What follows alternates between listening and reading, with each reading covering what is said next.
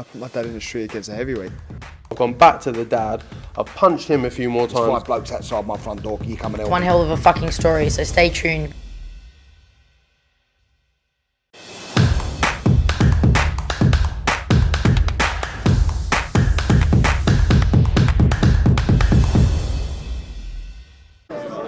Andrew McCART, IFL TV, proudly sponsored by Everlast, and I've got to say I'm delighted to be joined by the main man himself, Andy Lee. Andy said there just before I pushed record, it's been a while, mate. How's things? Good. How are you? Very, very good, mate. Very good.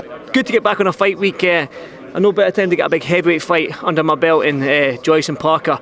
I mean, you've been training with Joe Parker for the best part, I don't know, maybe a year and a bit now, I think. Getting on there. I mean, how's he looking in that training camp with Tyson Fury?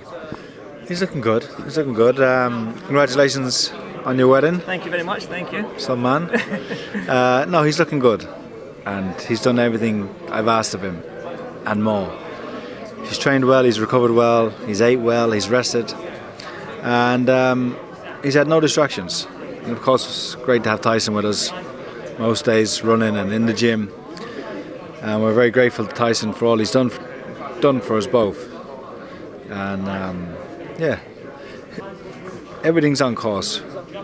You said there that it was brought up, especially at the press conference as well, that this could be an easy fight for Parker. Why do you say that? It could be like one of those. Any fight can be made easy, as I said. You just have to box in the right way, and styles make fights. And if you use the wrong style, you're going to lose. But it could be like one of those memes or whatever they're called, where I say that, and the next few seconds later, Joyce wins. But no, Parker has all the attributes, the skill and the technique. He just needs to be able to stay cool under pressure, box a smart fight. You come from that Kronk style. Now we know that Tyson is in that Kronk style with Sugar Hill. Can we see some of that in this fight? Because obviously it's well known how durable and his granite chin that Joyce has. So can we see a little bit of that Kronk style going into this fight with Parker? Have you adapted that in his style? Yeah, but what is Kronk style? Big knockouts? Yeah, so knockouts, Kronk style, Kronk is not a style, Kronk is a mentality. Kronk is about getting your man out of there.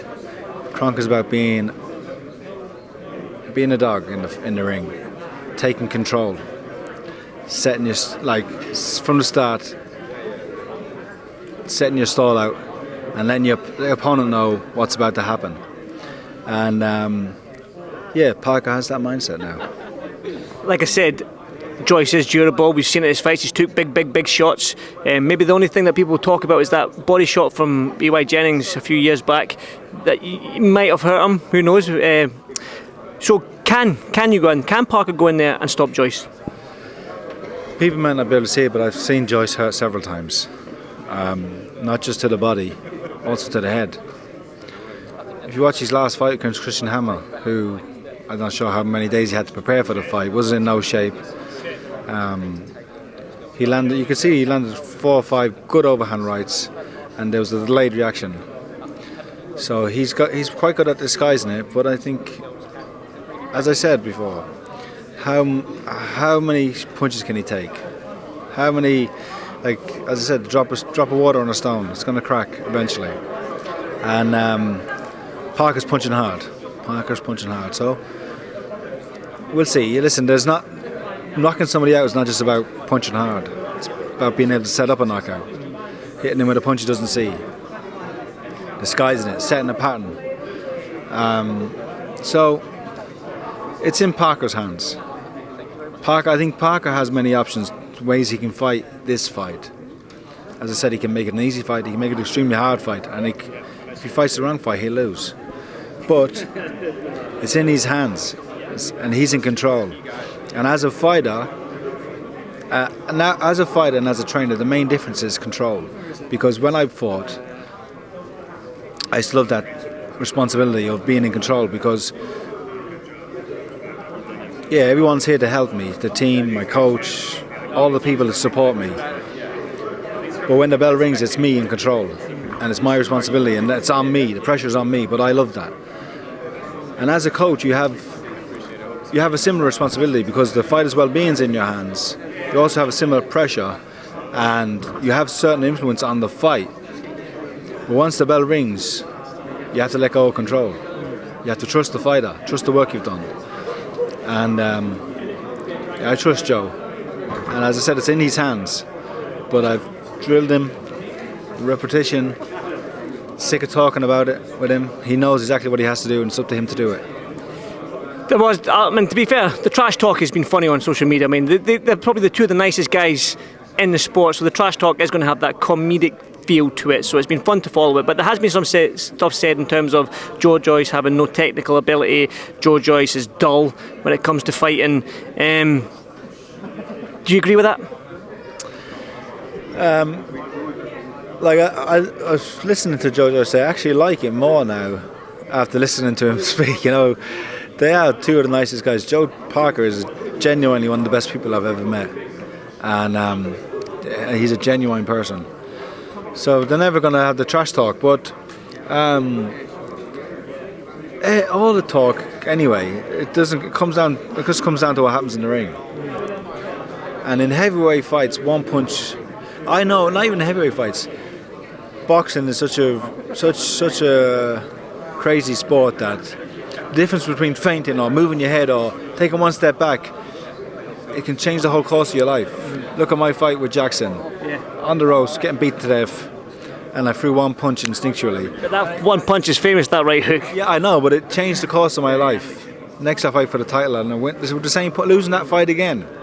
And I went engaged in an exchange in the 6th round. One punch changed my life, fulfilled a lifetime's dream. So when you're in there, every little move, every feint, every punch you throw, it's like a big life decision. Like if you're going to change your job or go to make some big change in life, you consult people. When you're in the ring, you don't have time to do that. And that's the difference. That's what's at stake. Because the winner of this fight is likely to become the next challenger for the heavyweight title. The loser will have to rebuild, and will have to put up with the fact that they've lost as well. We'll have to live with that. You said the winner of this fight maybe get a shot at the heavyweight title, but that brings me on to my next point. These heavyweight titles have been held by the big four for the best part of maybe 4 or 5 years now. There's rematch clause after every big fight, so they always fight each other a second time. So obviously the big four, obviously Joshua, Usyk, Wilder and Fury, man, they've held on to them belts together for 4 or 5 years now, and there's a rematch clause, then there's a rematch clause, then we get a trilogy, then there's another rematch clause, then they fight one another for become undisputed. All going well for Joseph Parker. Can you see him getting a crack at one of them belts within the next 12 months? Yeah. That's a good trajectory and a realistic one. If you beat Joyce, then they've got a rematch clause. Rematch clause, yeah. And it's I don't know how they've agreed to it. But Joyce's team insisted on it, and I'm not sure how Higgins and Parker agreed to it, but they're confident. And if Joyce wants a rematch clause, it shows that they've got some reservations about how confident they are. But I'd love to see, and I know he can if he boxes the way I think he can, win in such a fashion, either by knockout or win so clearly that there's no clamour for a rematch, and that Joyce decides to go a different route, that they finally start to manage his career and manoeuvre him and take a couple of easy ones before rebuilding. And then Joseph will be the interim champion. And listen, you never know what can happen with an interim title. Usyk might want to fight somebody else and he doesn't want to defend his belt. Then Joe's the full champion. Because this fight's worthy of a world title, Parker and Joyce. It is worthy. The standard of both fighters, what's at stake, I think it's worthy of a world title. I do want to do a quick segue here. Obviously, I do follow on Instagram and Tyson and you and Joseph and Paddy and everyone in there. They're having a great time. I know when Tyson gets down to business, he gets down to business, but there's also that fun and the camaraderie in that gym. So you've been around Tyson for the best part of a few months now. He's put a post out there saying 60-40 to Anthony Joshua. It seems to be going well, what we're hearing. Everything seems to be going fantastic, swimmingly well, and was accepted all the contracts, 60-40 split, rematch clause, da-da-da-da. That being said, you might be a little bit biased, but Tyson Fury and Anthony Joshua, can I get a prediction from you? Listen, what are you even asking me for? think it's a great event, isn't it? And it's for world boxing. It'll be fantastic to see these two big guys going at it. Everyone's wanted to see it for so long now. Obviously Tyson won. I will choose to win because I'm training him and with Sugar Hill. So that's what that's my prediction. Yeah. There you go, I'm a better man, so there you go. Andy, one final one from me. Back to Joseph Parker against Joe Joyce. Manchester Arena, they're going to be all over the world on BT Sport box office as well. Just break down that fight for me and a prediction on the fight. How does your man win? A number of ways, but he has to be smart, as I said. He has to punch cleanly and deliberately, not waste punches, be economical with his movement and with his punches. Manage his energy, not get greedy when he does have success, be patient, and execute the game plan.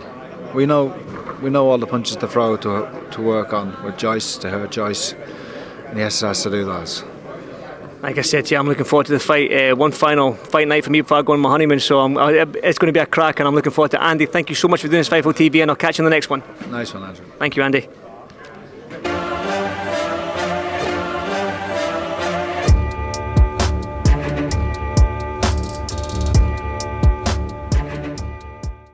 Yeah, I put my dad in the street against a heavyweight. I've gone back to the dad. I've punched him a few more times. 5 blokes outside my front door. You coming out? One hell of a fucking story, so stay tuned.